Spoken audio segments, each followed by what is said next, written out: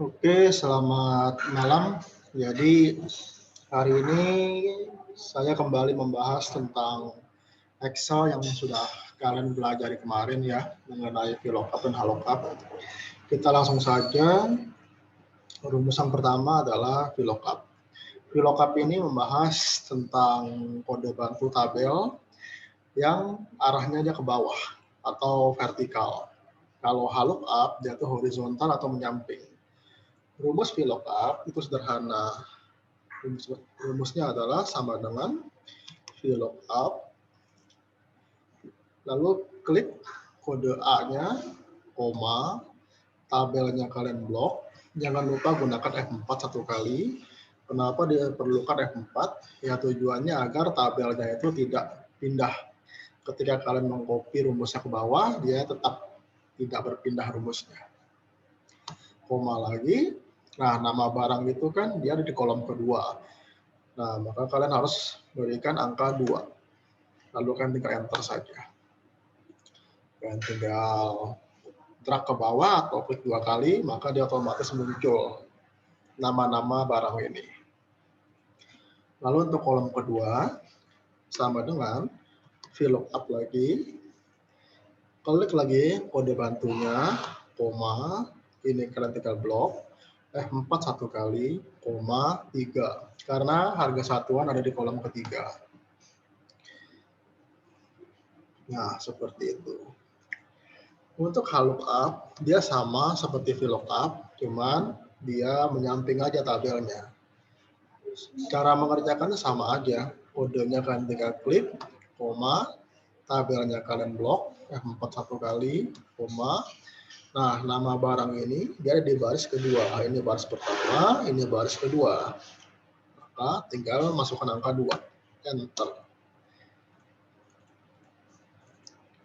Untuk harga satuan, sama seperti di sebelahnya, klik lagi kode A, koma lagi, blok, F4 satu kali, koma, 3. Karena dia ada di baris ketiga. Kalau misalkan koma tidak bisa, di komputer kalian mungkin harus menggunakan titik koma. Karena beda bahasa aja sih. Kalau saya menggunakannya koma, di kalian bisa menggunakan titik koma. Kalian bisa cek saja satu persatu di Excel kalian masing-masing. Nah, itu adalah untuk rumus VLOOKUP dan HLOOKUP. Yang kedua adalah if sederhana. If ini logikanya adalah dia memilih antara pilihan 1 dan pilihan 2. Makanya if itu kan kalau di bahasa Indonesia kan artinya jika. Nah, jika nilai rata-rata di atas atau sama dengan 70, maka lulus. Yang kedua, jika nilai rata-rata di bawah 70, maka tidak lulus.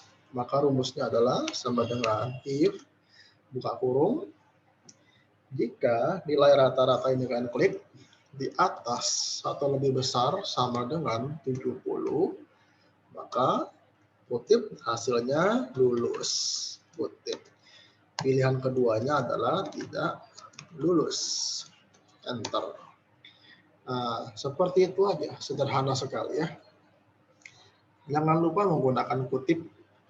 Kalau misalkan tidak bisa, coba diperhatikan kembali rumusnya. Mungkin ada tulisannya yang tidak sesuai dengan kosakata yang ada.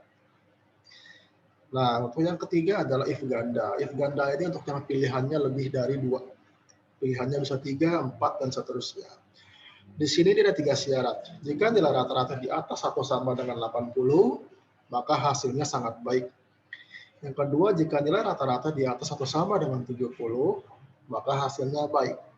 Yang ketiga, jika nilai rata-rata di bawah 70, maka hasilnya buruk. Rumusnya adalah sama dengan di buka kurung. Jika nilai rata-rata akan klik di atas atau sama dengan 80, maka hasilnya sangat baik. Kutip lagi, koma. Pakai lagi if, buka kurung. Nah, rata-ratanya adalah di G5. Saya mengetik karena ketutupan ya dengan rumus, jadi nggak bisa saya klik. Jadi saya ketik manual aja G5. Nah, lalu syarat kedua adalah di atas atau lebih besar sama dengan 70. maka hasilnya baik. Lalu pilihan ketiga hasilnya adalah buruk. Ketik enter. Ini ada koma, sorry. Koma, enter. Nah, tinggal klik 2 kali, dia akan muncul hasilnya. Kalian bisa bandingkan, kalau nilainya di atas 80, hasilnya sangat baik. Ini 280 ke atas, hasilnya sangat baik ya. Nah, sisanya sudah sesuai dengan syarat yang ada. Tabel kedua, rumusnya sama. Jika jadwal masuk ini sama dengan kutip shift 1 kutip, maka hasilnya adalah masuk jam 06.00, if lagi buka kurung, jadwal masuk dia ada di L4 sama dengan kutip shift 2 kutip, maka dia masuknya adalah jam 10.00, lagi if lagi L4 sama dengan shift 3, maka masuknya 14.00.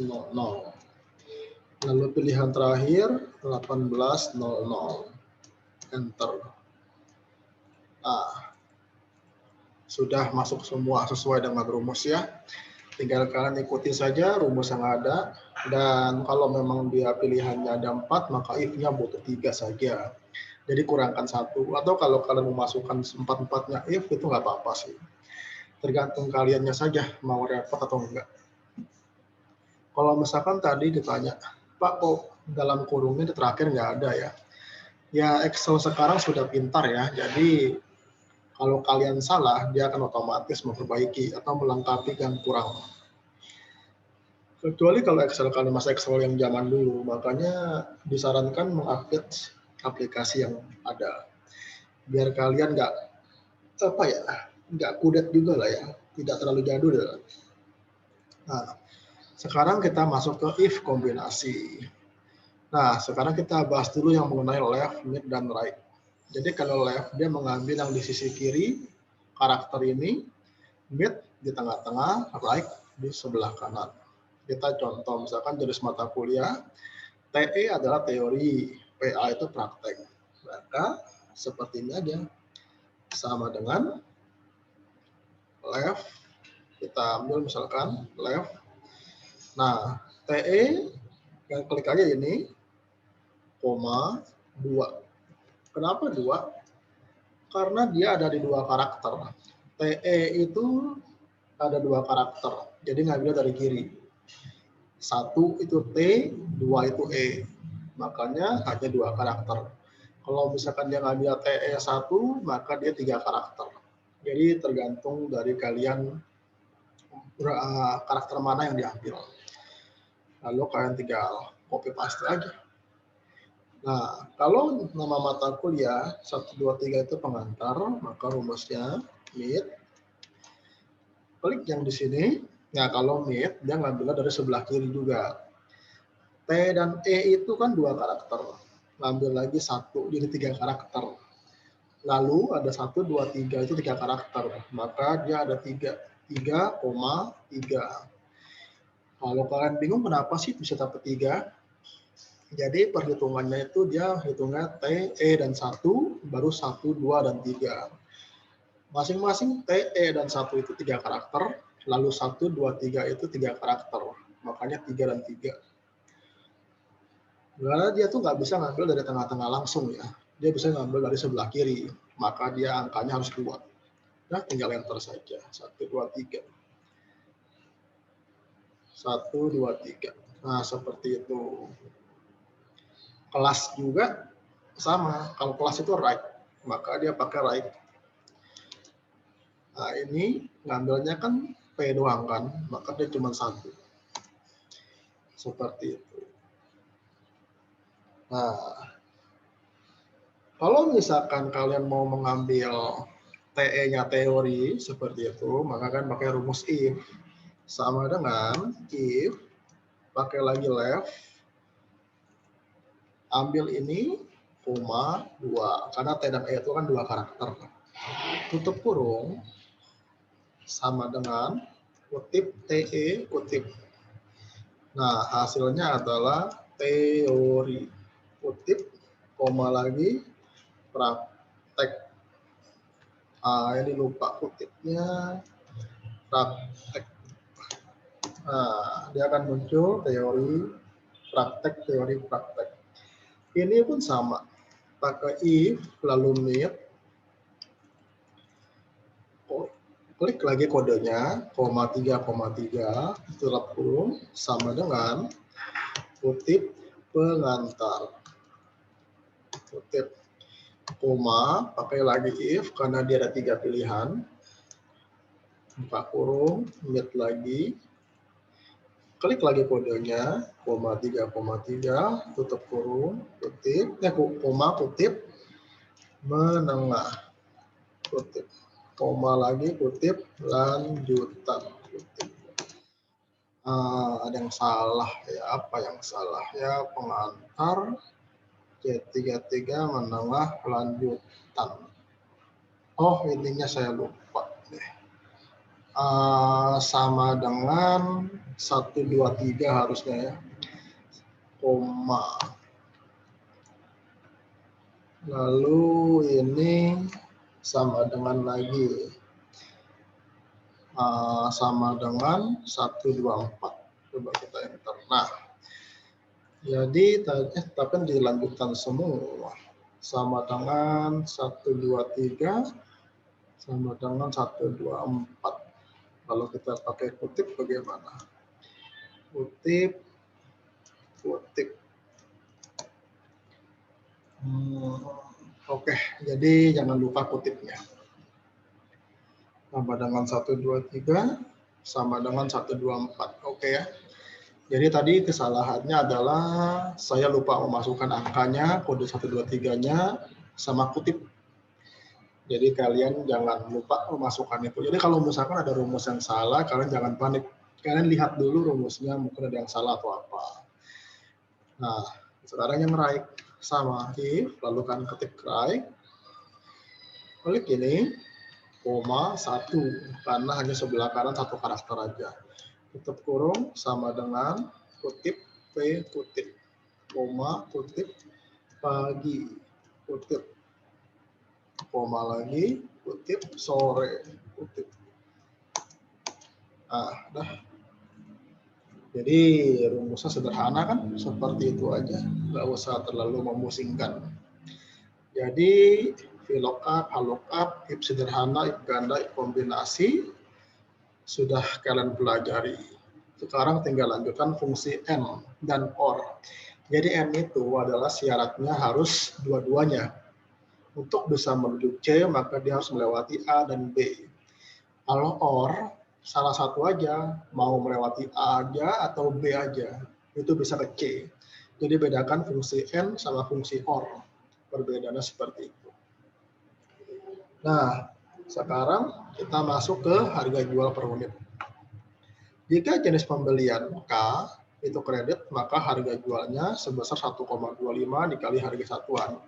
Sama dengan jika jenis pembelian ini sama dengan K, maka harga jual itu ini 1,25 dikali harga satuan. 1,25 dikali harga satuan.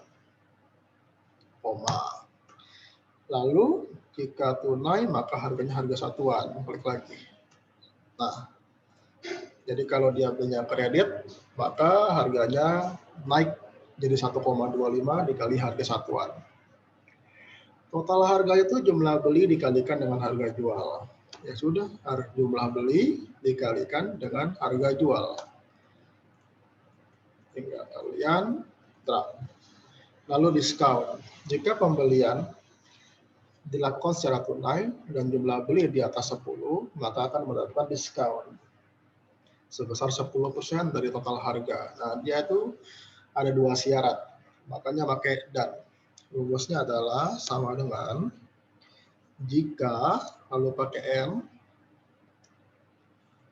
nah, rumus jika dan N, jika pembelian dilakukan secara tunai, maka ini sama dengan kutip tunai atau T, koma, maka mendapatkan diskon 10% dari total harga. 10% dikali total harga. 10% dikali dengan total harga. Jika pembelian, sorry, saya ada yang ketinggalan. Jadi tadi kan sudah jika dia itu tunai, ada lagi satu syaratnya lagi ya, dan jumlah beli di atas 10. Maka jumlah beli, ini koma dulu, jumlah beli dia lebih besar dari 10. Nah, tutup kurung, koma. Oke, kita enter, salah. Sorry, kita ulang lagi aja. Sama dengan jika N, kita pakai N. Jika pembelian dilakukan secara tunai, ini sama dengan T, dan jumlah beli di atas 10. Jumlah beli di atas 10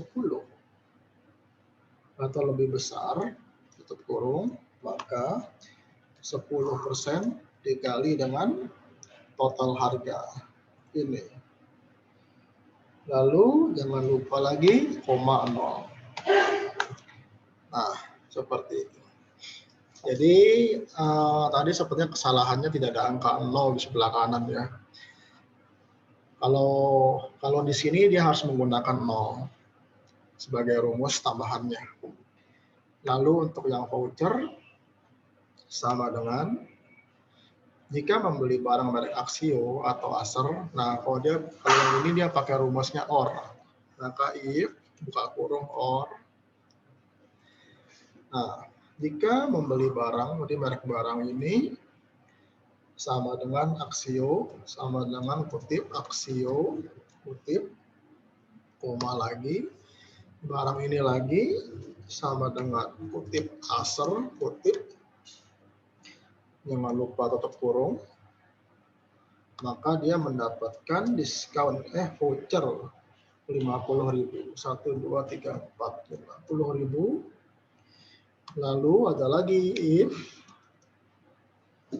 jika lagi dia mereknya Toshiba sekarang, ini sama dengan kutip Toshiba, kutip,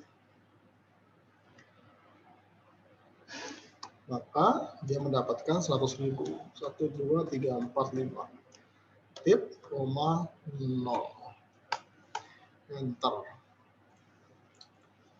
Nah, saya lupa lagi, jangan pakai kutip kalau dia mau rupiahnya masuk. Di angkanya nggak usah pakai kutip. Nah, seperti itu. Kalau total sih gampang lah ya. Jumlah beli dikali harga jual sama dengan jumlah beli dikali harga jual, lalu dikurang diskon. Karena dia ada voucher, maka harusnya kurangkan dengan voucher juga sih.